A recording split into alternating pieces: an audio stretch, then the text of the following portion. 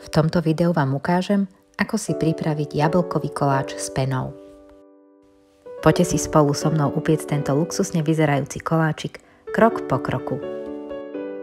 Na cesto potrebujeme 180 g hladkej múky, časť sa dá nahradiť celozrnou, 110 g studeného masla, 1 vajce, 40 g cukru a štipku soli. Studené maslo nakrájame na malé kocky.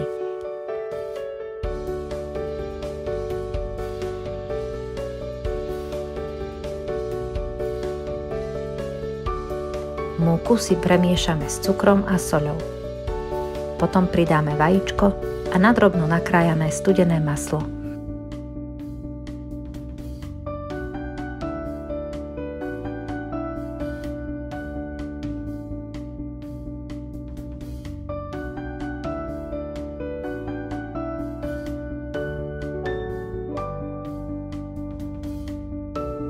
Keď máme všetky suroviny v mise, cesto treba rukami rýchle spracovať. Ruky si predtým môžeme namočiť do studenej vody, aby neboli veľmi teplé. Pre dobrú konzistenciu cesta je dôležité, aby nám maslo počas spracovania cesta príliš nezmeklo. Keď sú všetky suroviny v ceste akurát prepojené, cesto odložíme do chladničky. Takéto cesto si môžeme pripraviť aj deň vopred. Kým nám cesto oddychuje v chladničke, pripravíme si kilo jablk, pokojne aj trochu viac. Jablka ošúpeme a nastrúhame nahrubo. Teraz ich vyžmýkame od prebytočnej šťavy. Môžeme si pomôcť sitom.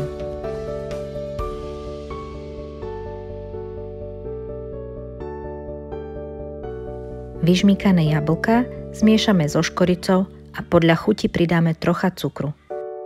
S cukrom to netreba preháňať. V pene ho bude až a tak kyslejšie jablka môžu tvoriť v koláči príjemný kontrast. Takto dochutené jablká podusíme na miernom ohni. Vďaka tomu sa už trochu tepelne upravia a nemusia sa dlho piecť. Dusiť stačí krátko, približne 5 až 7 minút. Jablka necháme vychladnúť a medzi tým si rúru zapneme na 170 stupňov. Cesto vyberieme z chladničky, necháme ho ešte chvíľu povoliť a rozvaľkáme na kruh.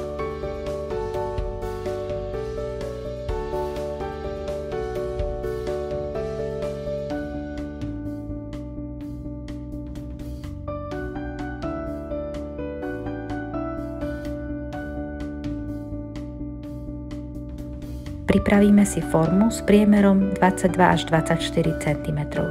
Je dobré, ak má vyberateľné dno. Cesto si uložíme do formy a môžeme ho popichať vidličkou.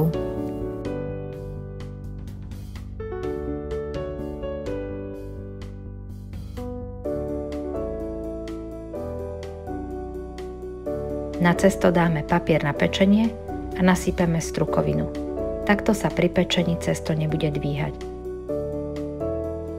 Takto pripravené cesto pečieme vo vopred rozohriatej rúre na 170 stupňov Celzia 15 minút. Strukovinu a papier na pečenie následne dáme preč a cesto dopečieme ešte 5 minút do zlata.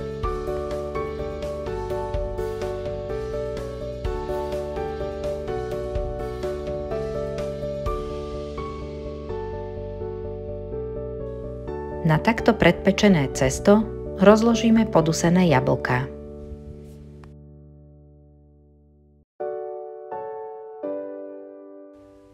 Cesto s jablkami znova vložíme do rúry a pečieme 10 minút.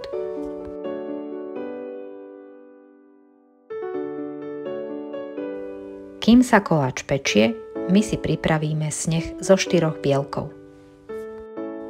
Do misy dáme šľahať 4 bielka a keď sú do polovice vyšľahané, postupne po lyžici prisypávame cukor. Šľaháme, kým sa zrnká cukru celkom rozpustia, až potom pridávame ďalší. Sneh musí byť tuhý a medzi prstami hladký. Celkovo k 4 bielkam prišľaháme 160 g cukru, ideálne je použiť krupicový, Ak ho nemáme, môže byť kryštálový.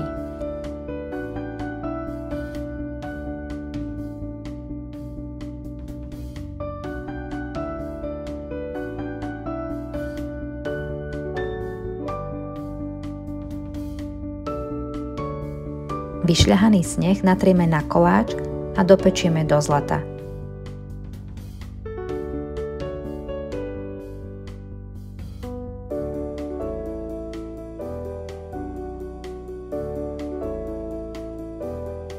Koláč so snehom dopečieme v rúre na 170 stupňov ešte asi 6-7 minút. Ak povrch koláča nie je zlatý, pečenie o pár minút môžete predĺžiť.